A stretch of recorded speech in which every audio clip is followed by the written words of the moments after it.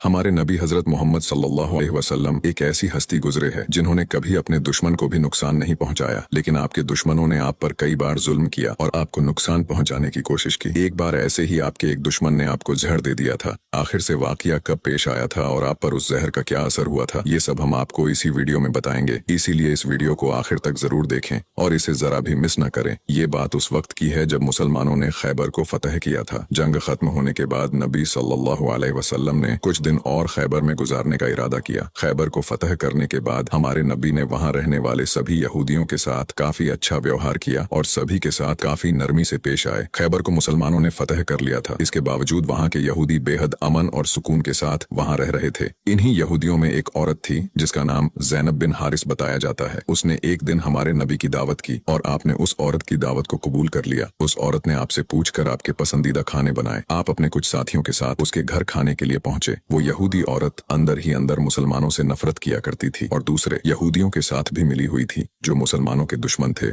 उस औरत ने खाने में पेश होने वाले बकरी के गोश्त में जहर मिला दिया था। जब जहर से भरे उस गोश्त को आपके सामने पेश किया गया और आपने खाने के लिए एक निवाला उठाया और अपने मुंह में रखा तो आप समझ गए कि इसमें जहर मिला हुआ है। आपने तुरंत अपने साथियों को खाना खाने से रोक दिया और कहा कि इसमें जहर मिला हुआ है, लेकिन अफसोस के आपके कुछ साथी उस वक्त तक कुछ गोश्त खा चुके थे जिसकी वजह से उनकी शहादत हो गई। कहा जाता है कि जहर के बारे में हमारे नबी को उस जहर की बोटी ने ही खबरदार किया था। इस वाक़े के बाद उस औरत के साथ साथ उसके सभी साथियों से पूछताछ की गई तो उन्होंने न सिर्फ अपना गुनाह कबूल किया बल्कि ये भी कहा कि हमने आपके साथ ये इसलिए किया क्योंकि हम ये देखना चाहते थे कि आप अल्लाह के सच्चे नबी हैं या नहीं। अगर आप अल्लाह के सच्चे नबी हैं तो इस जहर का आप पर असर नहीं होगा और अगर आप अल्लाह के नबी नहीं हैं तो हमें आपसे छुटकारा मिलेगा। ये बात तो सब जानते हैं कि हमारे नबी ने कभी किसी से बदला नहीं लिया, जबकि आप पर कई बार बहुत जुल्म किया गया जिसके बारे में कोई सोच भी नहीं सकता। लेकिन जब उस जहर की वजह से आपके सहाबा की शहादत हुई थी तो कानून के मुताबिक उस औरत को भी कत्ल कर दिया गया। लेकिन कुछ रिवायतों में आता है कि उस औरत ने खुदकुशी कर ली थी। वही कुछ रिवायतों में कहा जाता है कि उस औरत को माफ कर दिया गया था। इस बारे में कई मुफस्सरीन अपनी अलग अलग राय रखते हैं। एक हदीस में हजरत आयशा फरमाती है कि जब नबी सल्लल्लाहु अलैहि वसल्लम की जिंदगी के आखिरी दिन चल रहे थे और आप बीमार रहा करते थे, उस समय आप कहा करते थे कि खैबर में जो मैंने जहर से मिले हुए गोश्त का टुकड़ा खाया था उसका दर्द मैं आज भी महसूस कर सकता हूँ। ये बात कई किताबों से साबित है कि उस जहर का असर हमारे नबी के आखिरी दिनों में देखा गया था और इसी जहर के असर ने आपकी वफात में एक अहम किरदार अदा दिया था।